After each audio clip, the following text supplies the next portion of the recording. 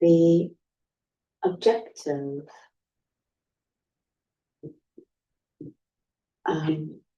spirituality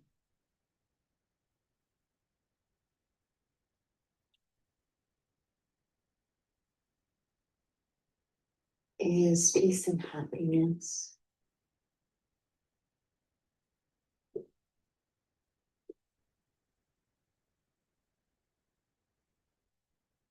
And for so long, it was assumed that that peace and happiness comes from outside.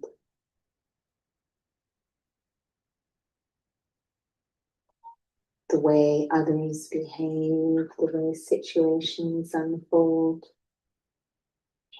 that's what determines my peace and happiness.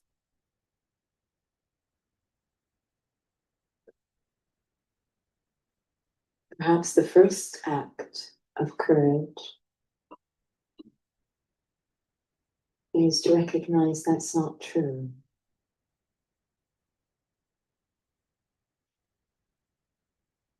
That my own peace and happiness is never based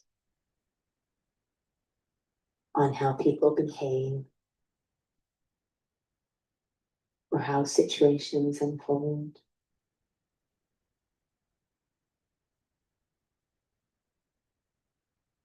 Rather, it's my inner world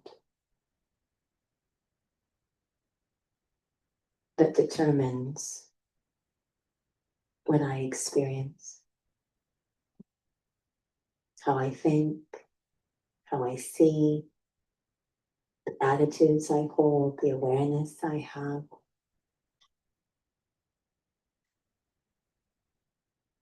And so my spiritual journey orients me towards a state of being that can sustain my own peace and happiness. Once I recognize, the second step of courage is to embark on that journey full-heartedly. A journey of so much letting go, and a journey of so much attainment. Along the way, I will meet many interesting players that reside within me.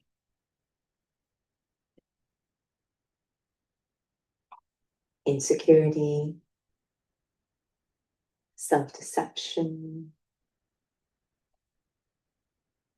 reactivity, fear, doubt, and the biggest one, worthiness.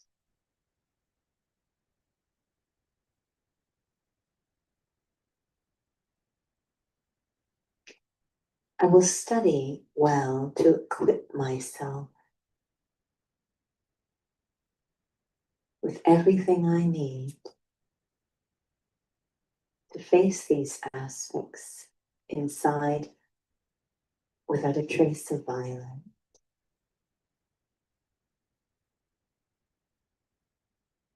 That's a constant state of courage.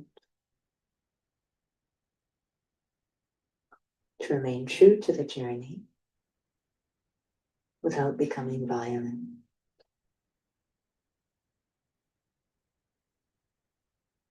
That art, that balance improves if I maintain the most important step in the journey, which is to maintain faith in myself, not give up on myself. I will most surely reach the destination. Om Shanti. Every time I interact with this, that goes on. Is that okay? Try pausing it, maybe you should. So share plots. Is that what I'm doing? So this. Yeah. Sorry, I didn't. It is. Oh, okay, I'll Share. No, it didn't. That. let me quickly do this.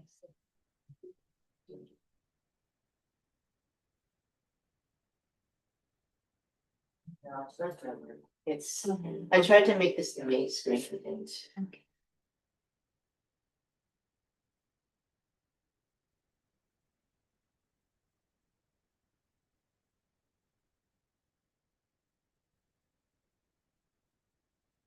let me just fix this to a, it's actually really distorted looking on.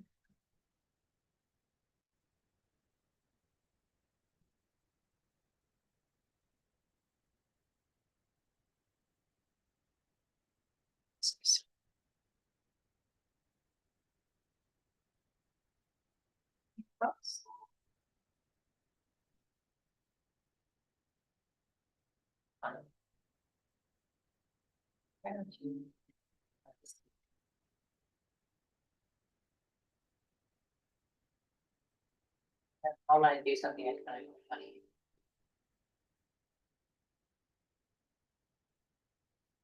Oh, it looks good.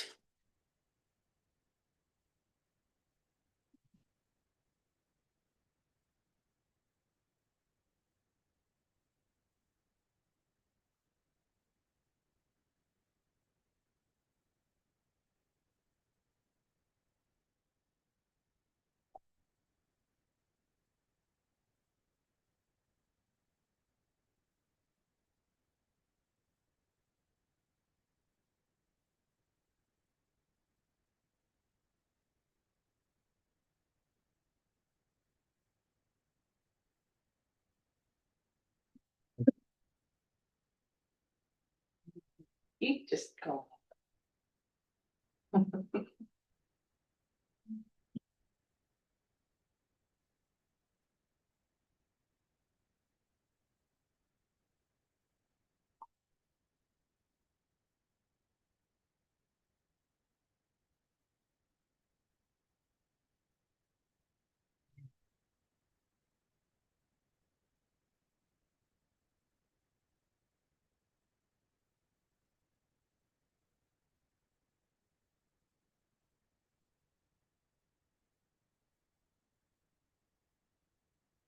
Shanti, good evening. Welcome to Interview with the Raj Yogi. Tonight's session is what is spiritual courage? And perhaps maybe personally for myself, I've been thinking a lot about this, reflecting a lot. Maybe perhaps we've been, for the regular students, we also had a really meaningful class this morning about not giving up on yourself. And there are definitely some parallels when it comes to just really inspiring stories and experiences we have out there of just individuals not giving up. But is there any specific uniqueness of this study of what that battle looks like on the inside? So that's what I'm going to explore today. But perhaps maybe if you wanted to share a little bit about the commentary that you had in terms of facing things. It was interesting to talk about all these different players inside when it comes to what is courage. I don't want us to overthink this word, but it does come up. Some students have asked, what is courage in Raja Yoga?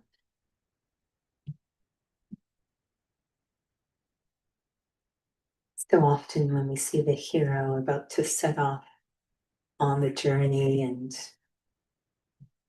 have to face different aspects and challenges along the way, before they set off, very often they're kind of sequestered away with a master in order to do some training, and then they're given an amulet and set on their way. But this aspect of that priming, if you will, or that training before, I think is really critical. And in the spiritual practice, it really is going to be the foundation of not just courage, but every other tool I'm going to need to be able to go through the journey towards my true self. And this is really having a realization about the self through the eyes of one who truly knows me. That's the main gift that needs to be given to fill the heart with courage. Is, we say, believe in the self, but to really have very, very deep faith in the self that is independent of anything external. If that gift can be given, if it's not given before I start the journey, I will have to, at some point in the journey, sort that out. It will come up again and again. So these different players, I guess, are all meant to attack that deep faith in the self. And that's okay, because if I can pass through, it means that faith is very strong.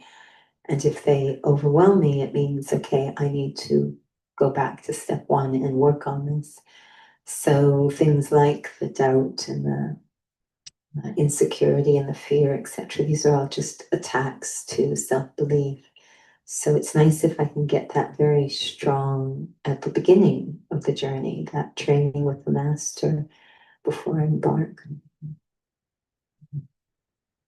Sometimes we hear from those who are studying Raja Yoga that I know I'm supposed to be soul conscious, but this challenge has happened, this challenge has happened. Perhaps maybe in terms of what you're talking about, that this aspect of soul consciousness hasn't gone deep enough, because it does seem like, of course, it has to do with self-respect, but even for someone to understand what is the relationship between soul consciousness and self-respect, if you could share a bit more on that.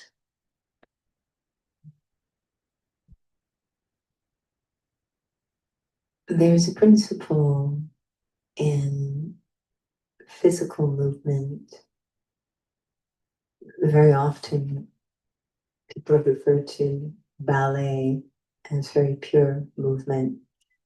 Whether or not that's true, it's not the point. But what I've appreciated in something like ballet is an inordinate amount of time is spent on what we would call the basics.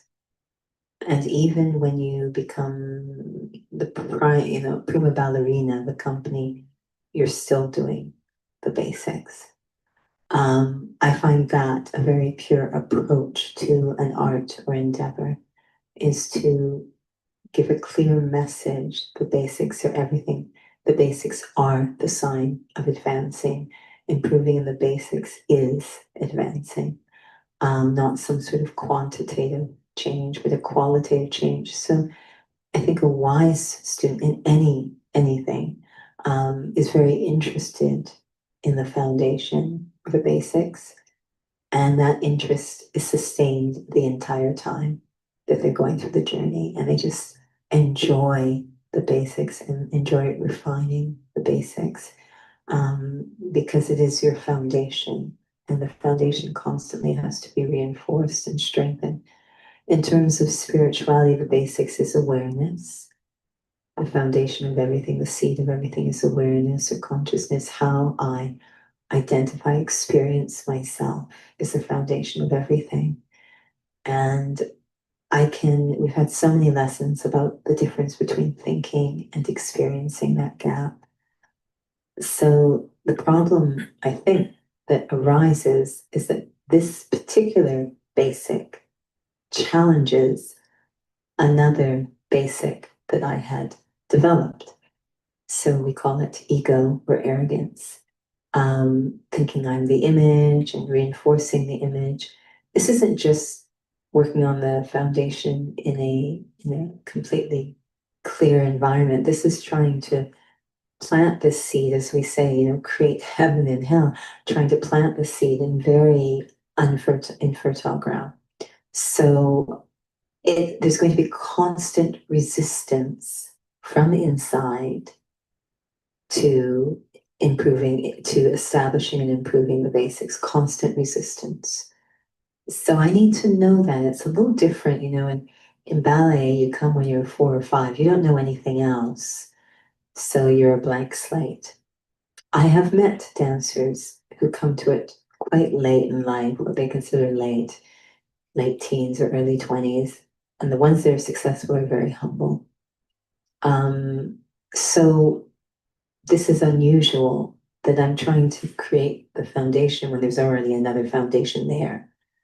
So I almost, it has to require so much appreciation of the lay of the land. The arrogance itself will make me believe that I have mastered soul consciousness. It will deceive me. So it's good to know that going in, because I won't be surprised when it happens, constantly telling myself, no, I enjoy, to realize so enjoy working on the basics. I have to really enjoy it so that I never feel, okay, I'm good to go, I've got it. No, I never stop exploring soul consciousness so that I protect my foundation. There was a student here, Calgary, probably one of the first ones, who had shared that even the courses seem to shift. We often focus a lot on virtues, qualities now, but in the beginning, there's a really big focus on really being able to be a detached observer of the five senses. And I was wondering, in terms of if our capacity to practice soul consciousness for it to be meaningful, is it that there is a need for much more of a qualitative experience of myself so that I can be less affected by, especially what I see and what I hear, or even actually even what I think? Like when you're talking about mastering the basics, um, the sense of self, I think that some think of it just I'm a soul, a point of light, that's it. But it seems like a whole world of a personality in there that, as you had said, there's a false foundation that I'm trying to remove and to replace with a real sense of self.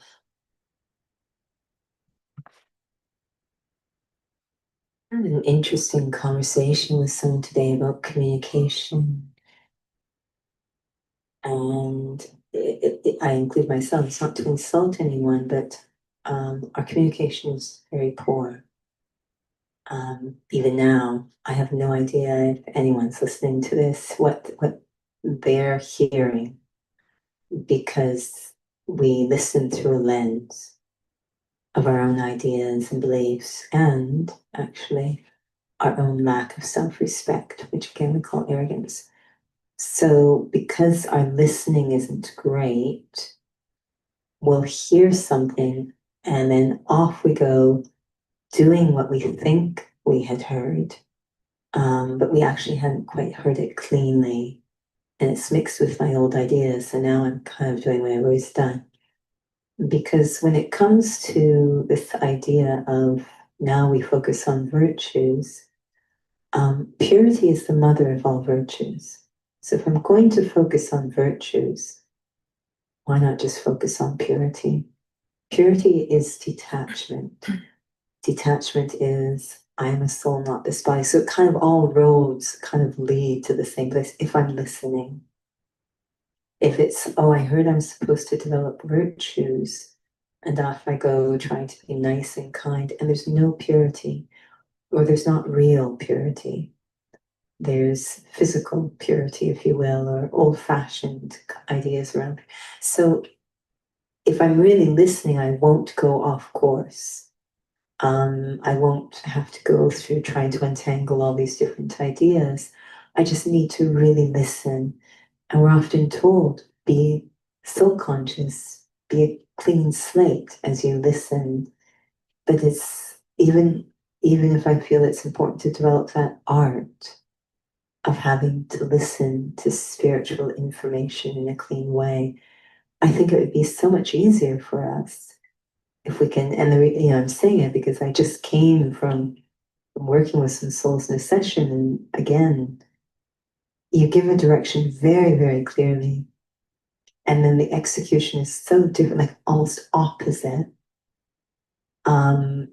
because focusing somewhere else or doing what they're used to, or for many various reasons that are based on ego, really. And again, I'm not insulting anyone. Ego has become very precious to us because it is giving me the little shred of self-worth I have. So I'm very afraid to let it go. So it's understandable, but it is interfering in being able to listen to directions that are actually beneficial to me, but very destructive to ego. So it makes things a little complicated. This may come out of context, but because it does feel like it's relevant and maybe it will make more sense to souls because we've been sharing already. You had said actually in a session on Sunday that where there is real self-respect, there is natural detachment.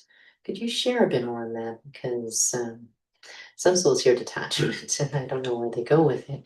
But usually, that was the first time I've heard you say that, because usually you hear soul conscious and detachment. Of course, just even the journey of understanding being a soul and self-respect, like that practically being my experience is a journey itself. But it just feels like as if you were mentioning where there's purity, there's detachment, like where there's a real sense of self, there's detachment. If you could just help souls sort of walk through that bridge to understand what that means. If we sort of understand that the one thing every human soul seeks is to be valued, and that is the essence of self-respect, is I am just intrinsically of value. When my sense of value, however false it might be, is based on things outside of the self, so it's not self-respect, it's based on seeking that value outside, it actually is very disorienting to the soul because those things are so unstable. I'm concerned about what other people think. I'm concerned about, or I'm rebelling against what other people think. It's the same sides of the same coin, if you will. I'm shaking all the time because I'm not full. And that creates a lot of disorientation. I'm extremely attached to certain, I need things to be a certain way. I have certain desires and expectations. And because those are or are not happening, it's very disorienting to the soul. So it makes us very unstable, very easy to shake, very reactive, very sensitive, very affected. And therefore, my inner world, my decision making, etc., is also so people really stop trusting themselves and start to ask a lot of different people what to do, or again, rebel. It's the same thing. So when I have self-respect, I suddenly have this instant clarity because I'm not being affected so much. I'm not needing so much. I'm full and I'm stable. I have far more clarity. So I'm able to be a little bit more farsighted in what I'm doing. And it's not only going to protect my own sense of value, I have integrity, but I actually create spaces where others feel valued as well. So it's very destabilizing when my sense of self is outside of the self because I'm so dependent on supports outside. So to be able to become stable, have that integrity, I need to bring the value back inside the self so that I become independent, self-sufficient. So I know the talk tonight is about courage. So is courage and faith, like, it's not about semantics, it's not what it's about. When you say have courage, like what does that really mean for someone? And why I'm sharing, because we've been sharing and reflecting on some really powerful real life stories of individuals in very, very difficult situations, nearly impossible situations, but they never give up on themselves. And I feel that it's actually definitely very inspiring to not give up on one's sense of self-worth, which is absolutely what Raja Yoga is about. But for some, soul consciousness is a very intellectual thing. They don't want it to be. For some, just trying to be able to make this relevant, the study, into just their life situation, and not just use it as some sort of a coping mechanism. It's actually very relevant anyways when it comes to just overcoming situations. Perhaps if you could share about, what is courage in the context of Raja Yoga. Raj Yoga, the study of Raj Yoga, very beautiful attainment or destination, but it does place us on a battlefield. We're battling against the past, against habits, against resistance to change inside. So we're on this, and of course, we talked about ego so much. We're on a battlefield, and anytime someone's on a battlefield, rather just run and hide with your tail between your legs, this idea of courage to be able to just to walk onto this battlefield to fight for your own sense of self and self-worth. It's an odd situation to be in. You wouldn't think we'd have to fight for our personal value, but there you have it. So the courage to be able to not succumb to the old, to the past, the courage to be very clear and honest, to take, I think the biggest act of courage in Raj Yoga is to take personal responsibility, to shift the formula from victim to empowered. That it's so easy to blame someone. Not only is it easy, it's also not very honest. So the courage is to see honestly what's going on, and then to take that personal responsibility.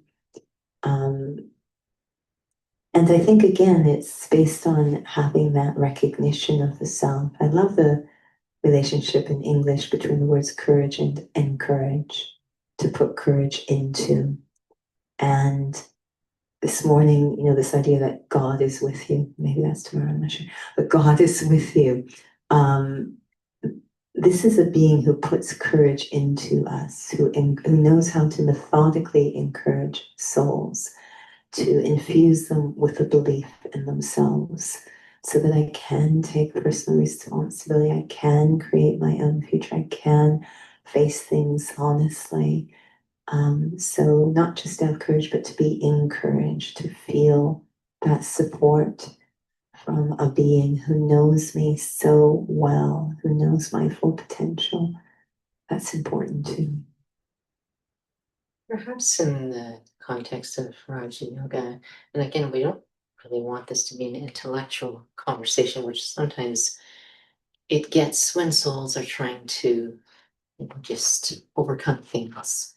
And we have a very super basic example that actually Sister Judy and I actually witnessed the other day. We were driving, and there was two cars, one in front of each other in front of us. And the one in the very, very front was struggling to parallel park. And they were not successful. So they pulled out again to back in again. So by the time they pulled out, the car that was in between us pulled right in. And I remember both of us like, what? What do you, so this is a very simple scenario. So, and I don't mean this in terms of just being intellectual, because right there, that reaction came up that this is not right. So there's that. And the individual who's in there in that first car, you're seeing the situation, using that as like the most basic example, magnify it into whatever situation out there. What is it that needs to happen in that soul in that front car? And again, not about the situation, those details, what needs to happen, because for someone to hear that I need to take personal responsibility, they are trying to even understand what that even means too.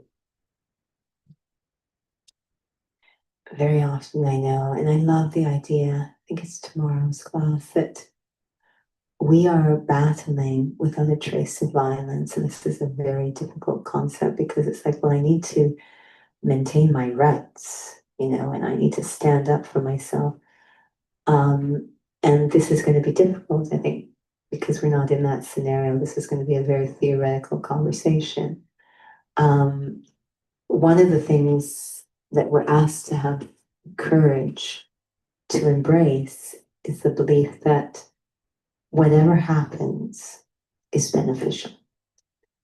And there's a science behind it based on law of karma, cause and effect, etc. There's a science behind it. It's not just some crazy romantic thing. It actually makes a lot of sense when you think about it, but this idea that whatever happens is beneficial. So that's going to require a lot of trust and faith, and that's a courage thing. To be able to have someone do something that you feel isn't right, and yet I still maintain the right attitude, the right feelings, is an act of courage. Because now what I'm facing isn't what the individual did. I'm facing the demons inside again, particularly ego. I'm back on the battlefield.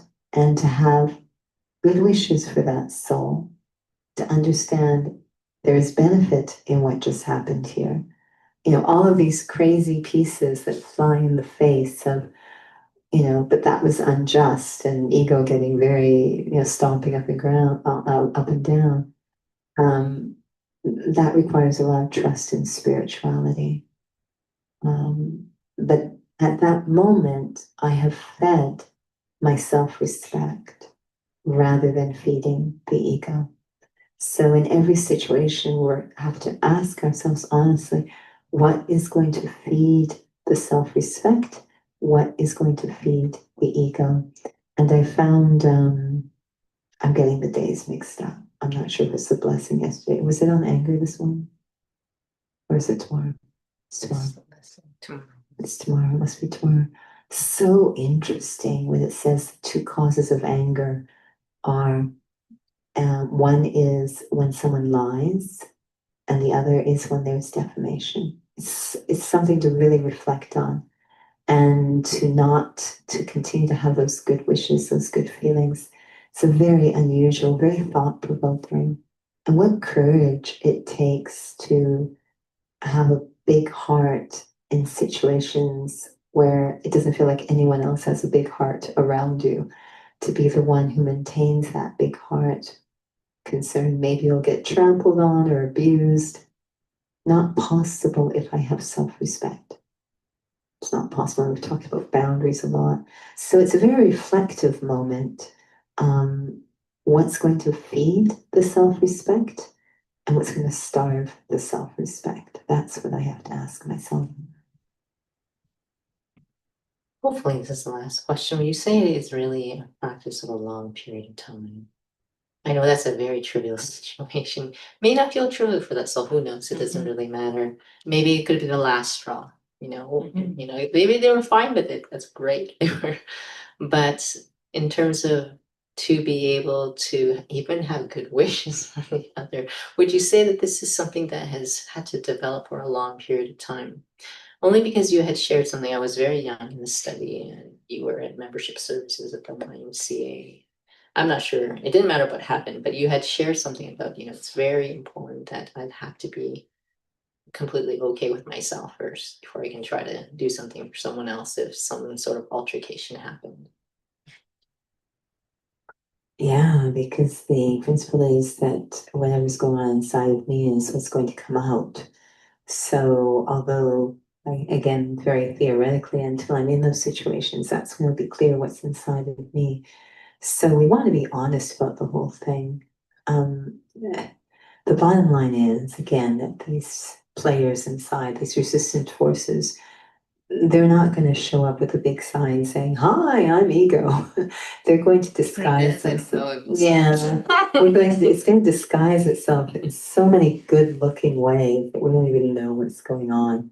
So it's wisdom to cultivate deep self-respect so that we know the real thing. But it's really, you know, we're going to even try to be good or kind at great expense to the self. So the honesty is so important. I do want to be good and kind, but from an authentic place. And again, I'm just feeding ego if I do it from an inauthentic place. So yeah, definitely have to really get yourself in order. I had this beautiful conversation, I'll end here, as I was leaving the fitness studio today, and was a member, and I know it's very individual what people's preferences are, but she was taking quite a bit of time to share how important it is for her to train right. Some call it train smart or smarter, train right. She says, yeah, when I train right, I really can't do a lot of reps and I really can't lift a heavy weight. But I feel that I'm doing things that actually contribute to well-being. I feel I'm being very honest in my training. And I thought it was fantastic. I thought it was wonderful.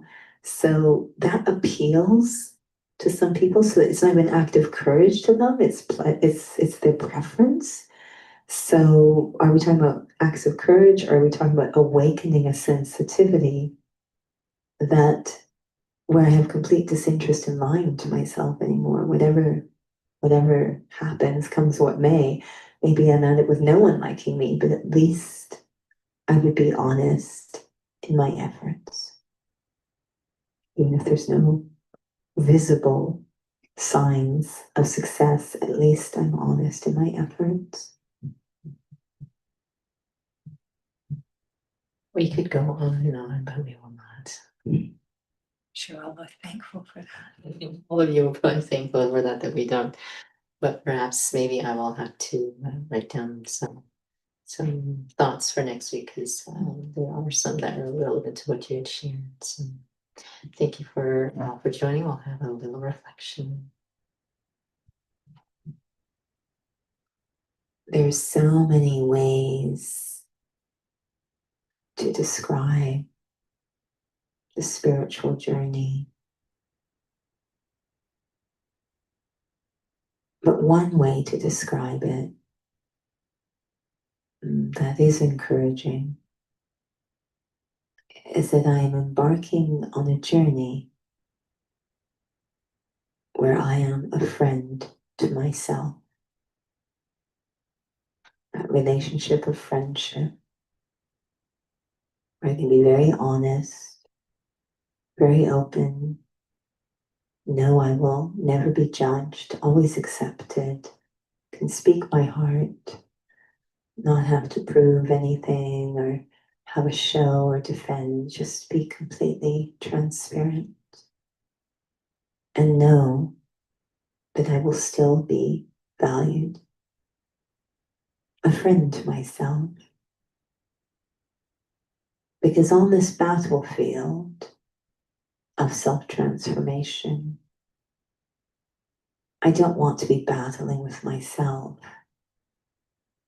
I want to be an ally for myself and have the strength to melt what is not me, to let it go. So let me take time to become a friend to the self. We can call it soul consciousness. It's really just coming very close to the self. Om Shanti. Om Shanti. Thank you, Sister Judy, and thank you for those joining online with us. So just a warm reminder, we have Learn About Meditation this Saturday, September 20th at the Academy, 12:15 to 1:30. And Sunday it is International Day of Peace as recognized by the United Nations. So we will have a World Meditation Hour on site and online at the Inner Peace Center in Hindi, and online for those who wish to join for English. We also have Navratri program that is only in Hindi. It's happening on September 25th at the Inner Peace Center. I believe it's 6:30 to 8:30 p.m. It is on the website. If you're interested in joining, you're welcome to click on there to register. I'm sure there's a couple other programs happening, but we'll just have to finalize those dates. And but thank you for joining us. So there's always the drop-in sessions online and also on site at Inner Peace Center. So please visit the website for all of those details, calgary.brahmakumaris.ca. Thank you.